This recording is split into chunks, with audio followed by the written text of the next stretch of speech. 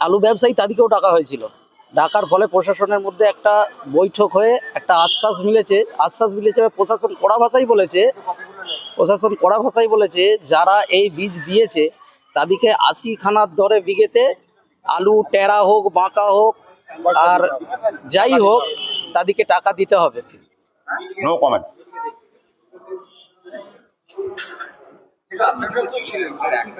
আমরা পরে কথা বলবো, এখন কথা বলবো।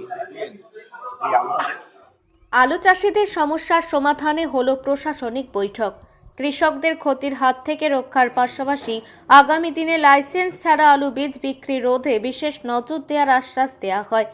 জানা গেছে আরামবাগের মলয়পুর 1 ও 2 নম্বর পঞ্চায়েতের বেশ কিছু গ্রামে বিকৃতি আকারের আলুর ফলন হয়েছে। পুতুল আদা হাত পাযুক্ত কিম্ভূত কিমাকার আলুর দর্শন মিলেছে প্রায় 25 থেকে 30 বিঘা জমিতে। এই ধরনের আলু জমিতেই পড়ে রয়েছে। মহাজন সেই আলু কিনতে রাজি হননি। হাজার হাজার টাকা খরচ করে আলু চাষের পর আলু বিক্রি না হওয়ায় ব্যাপক ক্ষতির মুখে পড়ে ওই সমস্ত এলাকার কৃষকরা।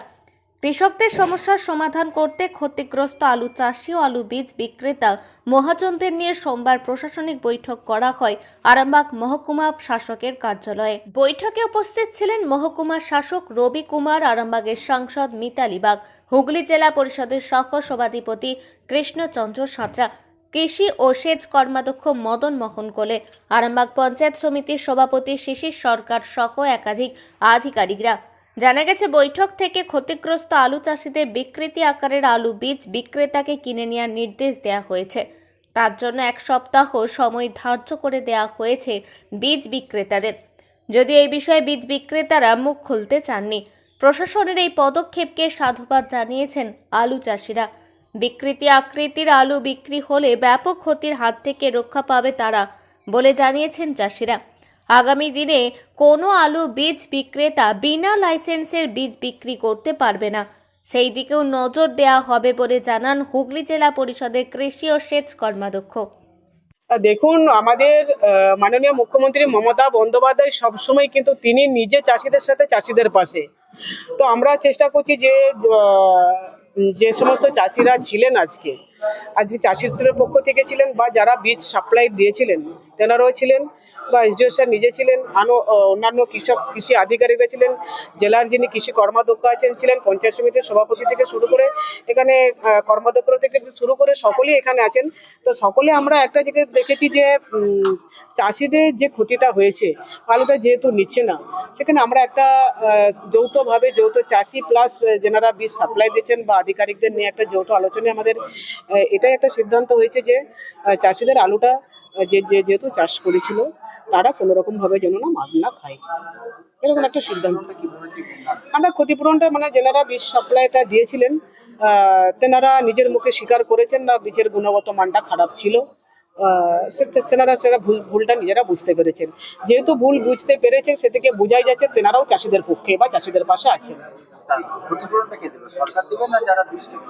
না, যিনি সাপ্লাই তিনি যদি জেনেছিলেন, তিনি যখন এখানে এসে বলছেন যে বীজটা এরকম একটা গুণগত আমরা বুঝতে পারিনি, তাহলে তিনি সেটা সাপ্লাই কেন দিলেন?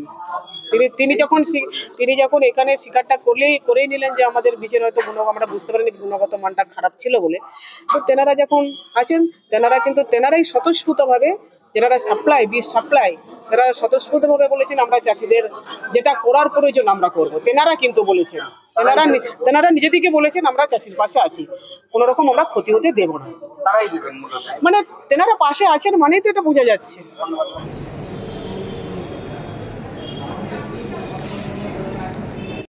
আজকে ডেকেছিলেন, এখানে সাব ডিভিশনাল অফিসার স্যার ছিলেন, জেলার আরও সমস্ত অন্যান্য কর্মকর্তারা ছিলেন, তারা আমাদের চাষিদিকে ডেকেছিলেন।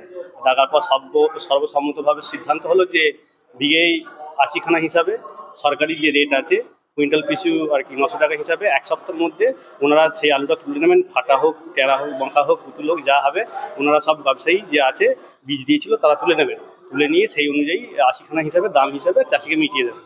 1 সপ্তাহের মধ্যে টাইম দিয়েছেন, সেটা চাষিরাও মেনে নিচ্ছেন, ওনারাও মেনে নিচ্ছেন। আমার নাম শেখ হাবিবুর রহমান। আপনি কেন মশলাটা দেখেন? এটা তো দেখবেন চাষিরা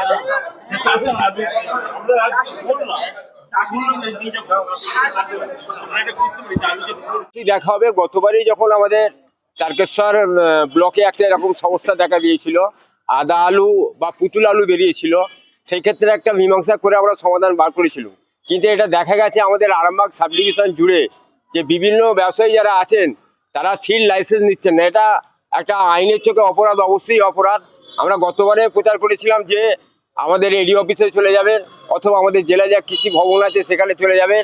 আমরা আপনাদের সাথে থেকে সহযোগিতা করে কিভাবে আপনাদেরকে বীজের লাইসেন্স দেওয়া যায় সেই ব্যবস্থা করব। এই জন্য আমরা উদ্যোগ গ্রহণ করেছি এবং আজকে সিদ্ধান্ত নিয়েছি যে আমাদের কৃষি দপ্তর থেকে, আরামবাগের কৃষি দপ্তর থেকে প্রতিনিয়ত মাইক প্রচার করা হবে।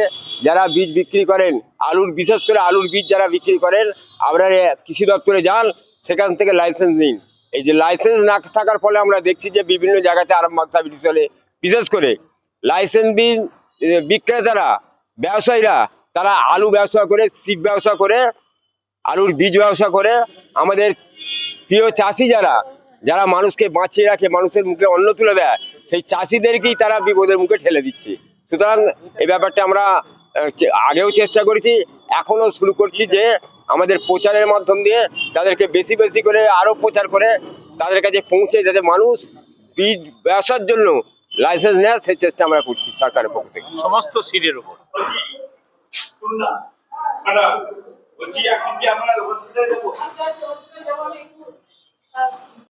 হ্যাঁ, আমাদের যে 30 বিঘের মতো, 25-30 বিঘের মতো জমি যে আলু খারাপ হয়েছিল, পুতুল আলু হয়েছিল, খবরকে অসংখ্য ধন্যবাদ জানাই। এবং প্রশাসনের তরফ থেকে আজকে এসডি অফিসে আমাদেরকে ডাকা হয়েছিল এবং যারা আলু ব্যবসায়ী তাদেরকেও ডাকা হয়েছিল। ডাকার ফলে প্রশাসনের মধ্যে একটা বৈঠক হয়ে একটা আশ্বাস মিলেছে। প্রশাসন কড়া ভাষায় বলেছে যারা এই বীজ দিয়েছে তাদেরকে 80 খানার দরে বিঘেতে আলু টেরা হোক, বাঁকা হোক, আর যাই হোক, তাদেরকে টাকা দিতে হবে, চাষিদিকে টাকা ফেরত দিতে হবে 80 খানার দরে। এবং এ হওয়ার পর আমাদের লাভ না হলেও মোটামুটি আমরা একটা জায়গায় দাঁড়িয়ে থাকবো, না হলে আমাদেরকে পথে ভিক্ষা করে খেতে হতো। আপনার নাম দাদা? আমার নাম শেখ মুকুল।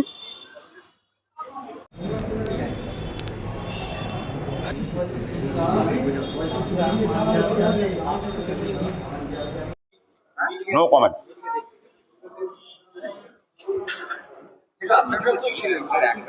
আমরা পরে কথা বলবো, এখন কথা বলবো।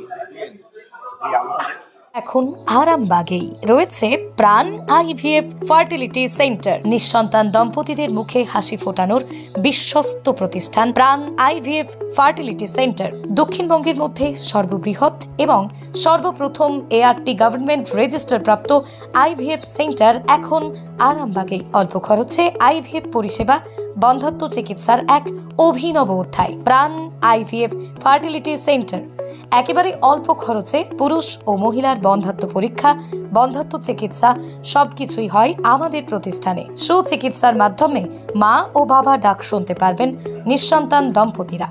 তাহলে আর দেরি কেন? আজই যোগাযোগ করুন প্রাণ আইভিএফ ফার্টিলিটি সেন্টারে। ঠিকানা বসন্তপুর, আমতলা, 2 নম্বর রেলগেট, আরামবাগ, হুগলি। যোগাযোগ নম্বর 7865858781 অথবা যোগাযোগ করুন 7908098172 এই নম্বরে।